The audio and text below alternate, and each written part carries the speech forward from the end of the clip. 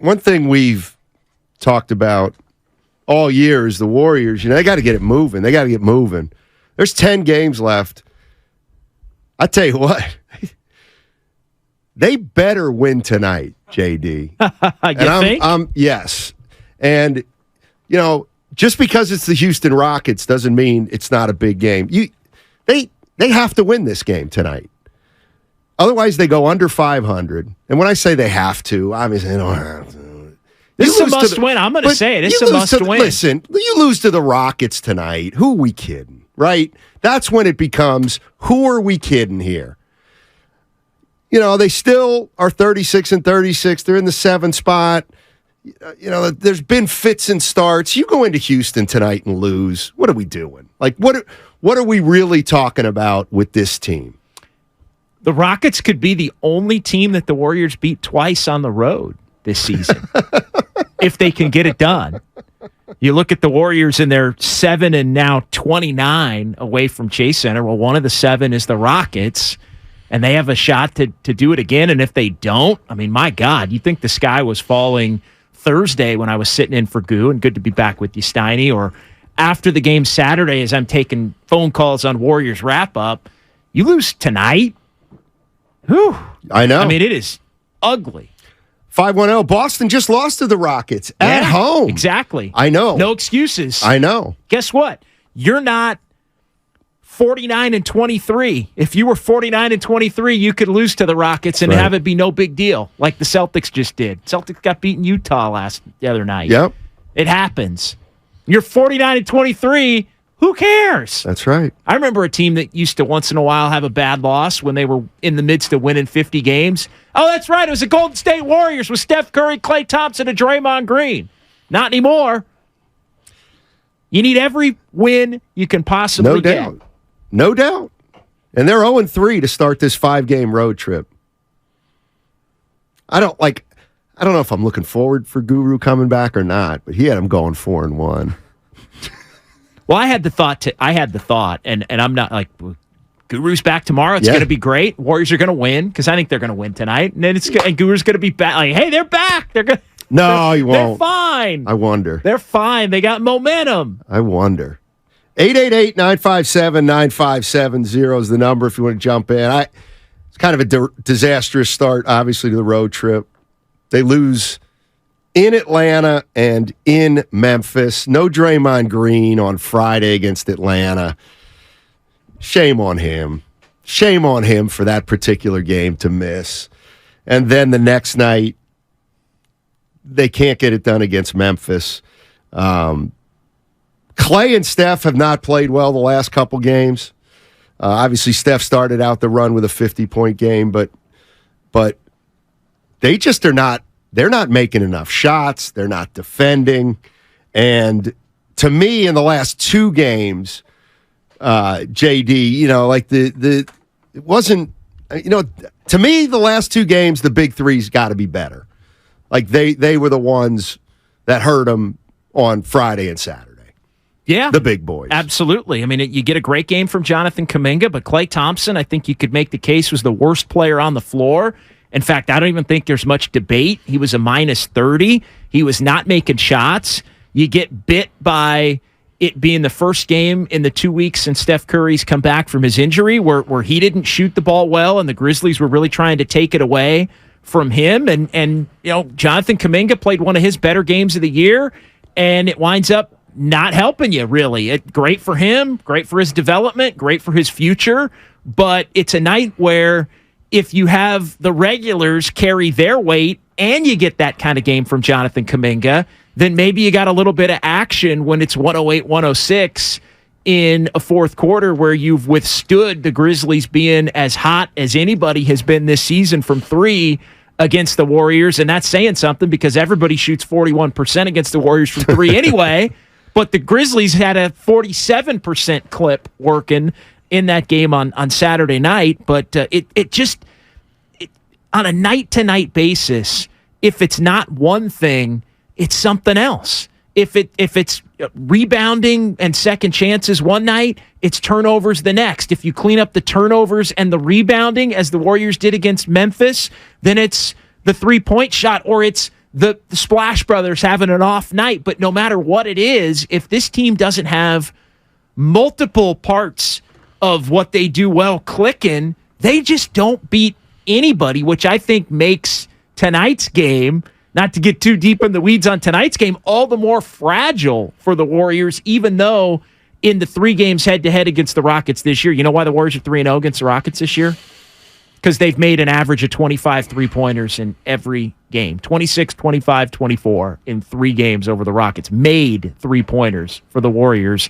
You do that, you're probably going to beat anybody. Right. If you don't do that, does that mean all of a sudden you can't beat the Rockets again? But again, it's been, I don't want to make it about that. It's been something different every night, and it's just, the big 3 can't carry this team through at this point, and the other players, there just aren't enough quality other players right now to offset the fact that if the big 3 don't collectively have a big night, they can't get the job done on the road. At home, completely different story. Bunch of those shots that go in are clanks. Bunch of the shots that Clay clanks on the road, he makes at home, at least lately, the last couple of months.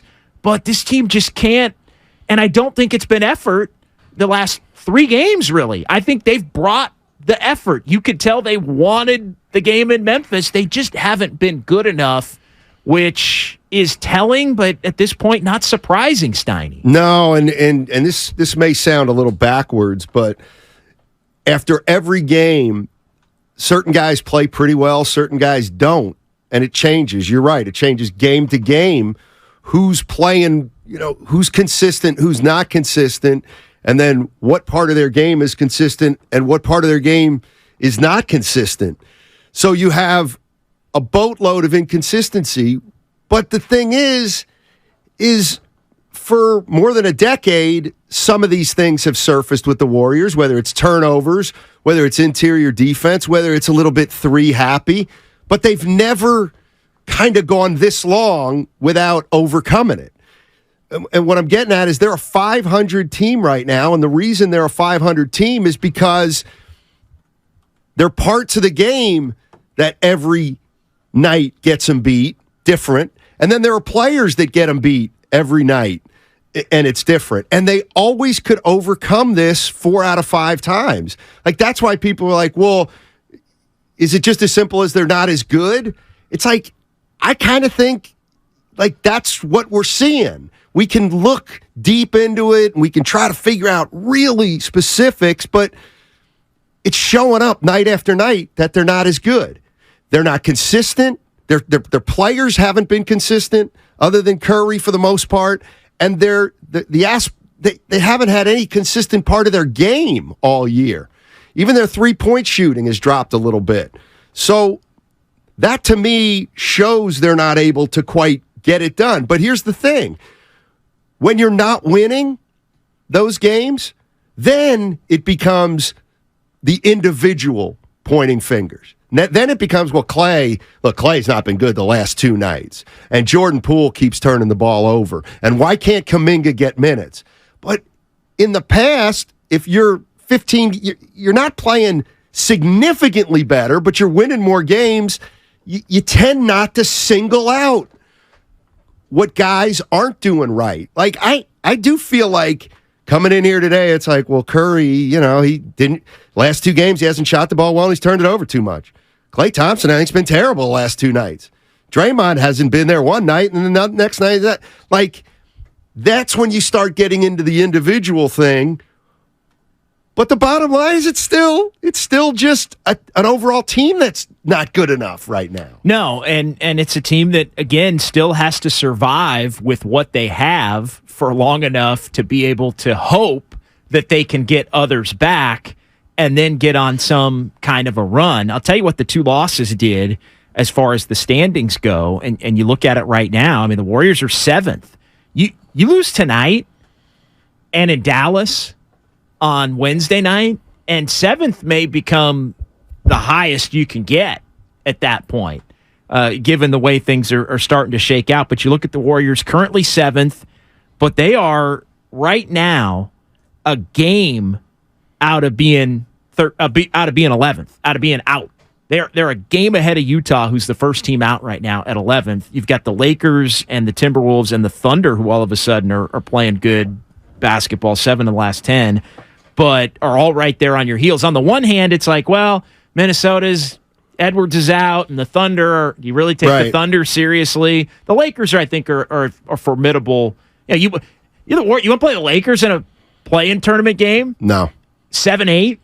I think you'd like to try and avoid that. And Dallas has been so bad and injured and not playing any defense that, like, if you're the Warriors, 5 is off the table now because the Clippers have gotten it rolling a little bit. I think 5 of the last 6. So it's just all of these games are still important. This team, as it's currently constituted, can't really do anything in the playoffs, but you're stuck with the team you got now to try and give you that shot to think you could. But then at the same time, I totally get it, and I think this is where you're coming from. I totally get how you look at the last 2 games, and you look at the big 3, and you look at the way it's been on the road all season, and you want to say, well, damn it, who are we kidding? Who are we kidding that think that this team's going to beat anybody, let alone 2, 3, 4 teams in a playoff scenario, even if the team is slightly different? Right. 888-957-9570 is the number. We knew this was an important 5-game trip. We knew the games that were more winnable than others. The Warriors have started 0-3 on this trip. They lost to the Clippers. They lost to the Hawks. They lost to Memphis. And now they play the Houston Rockets in Houston. And I'd like to know where Warrior fans are at this point. You keep thinking, I actually thought they were going to beat Memphis Saturday. And I got to stop doing that. But the reason I thought they were going to beat Memphis was Memphis came back from 30 down the night before. They had like an unbelievable comeback against the Spurs. San Antonio. They were down 6 with like 20 seconds left. Right, so they win that game, and now here come the Warriors, and they got Draymond Green. I just expected the Warriors to play as the team with some energy there. I guess I got to stop doing that because, what do you, if you were a bettor, what do you do tonight? Stay away from the Warriors game? I'll tell you. Somebody asked me that yesterday, and I said the Warriors are 9.5-point favorites, I think. Are they really? Wow. At Houston tonight. I'll be honest with you. I'd bet the Warriors, but I'd bet the Warriors. I'm sorry, I would bet the Warriors to win. Right. I would bet the Rockets to cover, is what I said. Gotcha. Right? I mean, the Warriors probably win, but it's going to be a lot harder than anybody would think that it should be. And so, Warriors probably win by 5. But at this point, that doesn't matter. You take that if you're the Warriors because it prevents you from dipping back under 500. Right. And that's been the one thing that this team has been able to do. They haven't, in the last couple of months, fallen down to a point where it's like, they're under 500 and they got to keep playing on the road and they got to, they haven't allowed it to really start to careen in a big way. They're again, and that's because that's why they have to win tonight because Dallas is going to be tough in Dallas, and then you come home and you play Philly. So you lose tonight, then you got to start thinking about: are we going to be 36-39?